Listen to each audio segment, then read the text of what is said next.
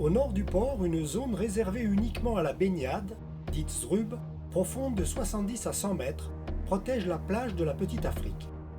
Un chenal large de 25 mètres est autorisé aux embarcations à moteur et aux VNM.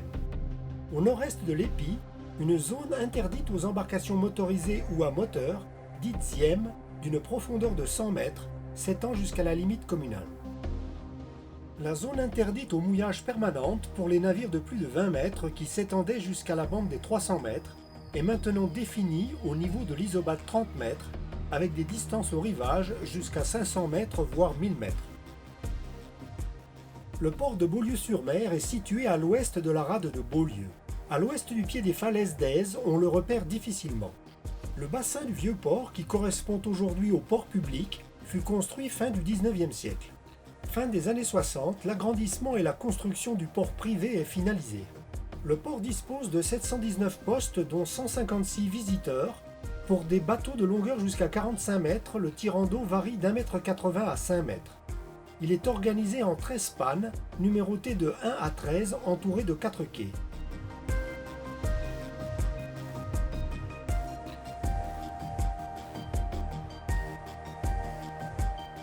De nuit, on repère au milieu de la jetée est un feu scintillant vert sur un poteau vert et blanc haut de 6 mètres qui porte à 7000 soit 13 km.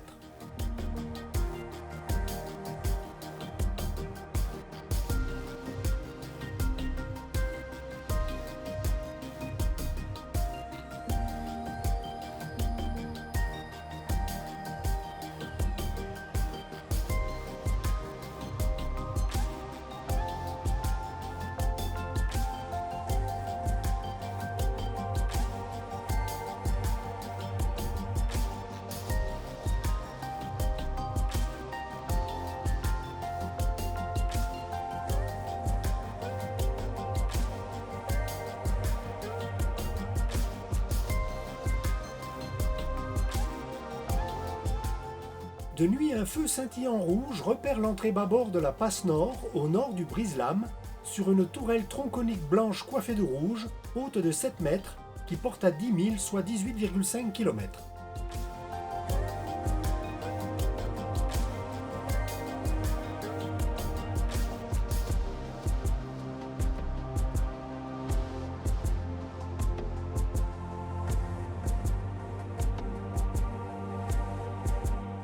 L'entrée du port se repère de nuit par 2 feux, vert à tribord, rouge à bâbord, à un éclat toutes les 4 secondes, sur des colonnes blanches et vertes ou rouges et vertes, hautes de 4 mètres, portant à 4000, soit 7,4 km.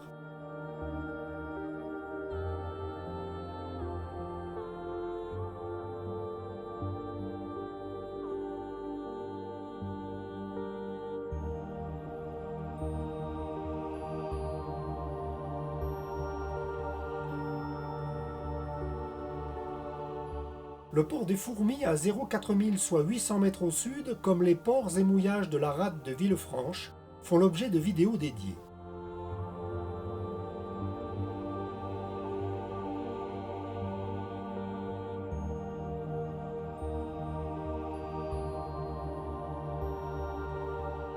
Les documents du CHOM indiquent le dôme de 27 mètres de l'église du Sacré-Cœur de Jésus comme un amer remarquable, bien qu'il se confonde dans la masse des constructions aux alentours.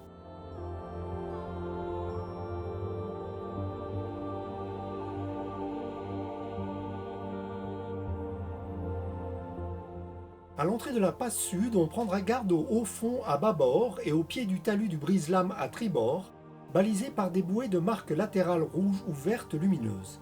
L'entrée tribord de la passe sud se repère de nuit par un feu vert à 3 éclats toutes les 12 secondes, sur une tourelle tronconique blanche coiffée de vert, haute de 7 mètres, qui porte à 3000, soit 5,5 km.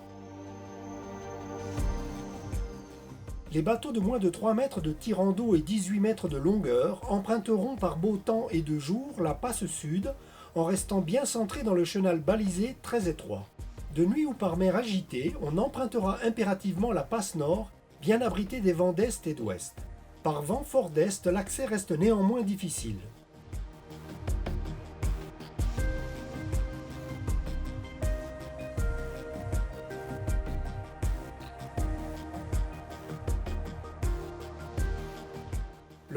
dispose d'une large cale de mise à l'eau à l'usage exclusif de ses membres. L'aire de carénage est publique, on contactera la capitainerie pour y avoir accès. Le chantier naval dispose d'importants moyens de levage, de 3 darses et d'une zone technique à flot.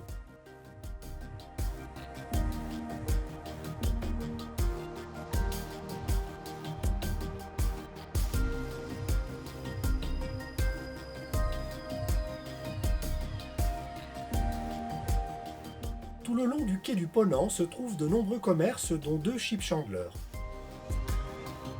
Autour du môle qui sert de débarcadère s'amarrent quelques pointeuses et bateaux de pêcheurs qui vendent leur prise du jour à l'étal.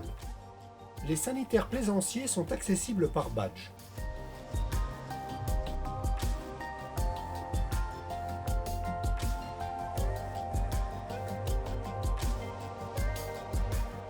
Pour se ravitailler, 400 mètres à l'ouest en remontant la rue du Port puis du Marché ou 500 mètres au sud par le boulevard Maréchal Leclerc, on trouvera tous les services et commerces, supérettes, pharmacies, distributeurs de billets, gares, arrêts de bus, restaurants, etc.